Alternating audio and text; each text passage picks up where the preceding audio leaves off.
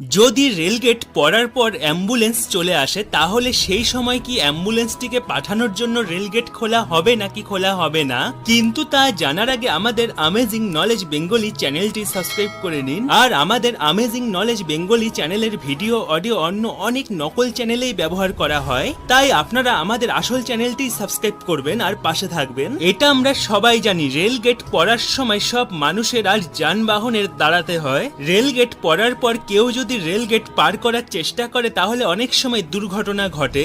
Rail gate ওঠানো আর নামানোর কাজ করে গেটম্যান, তাই কোন ট্রেন কখন আর কোন সময়ে রেলগেটের ওপর দিয়ে যাবে তা স্টেশন মাস্টার গেটম্যানকে জানিয়ে দেয়, আর সেই কথাই গেটম্যান রেলগেটকে নামায়। তখন যদি কোনো অ্যাম্বুলেন্স চলে আসে, গেটম্যান চেষ্টা করে যে অ্যাম্বুলেন্সটিকে হসপিটালে পাঠানো।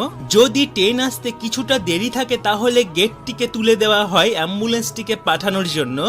আর যদি ট্রেন কাছাকাছি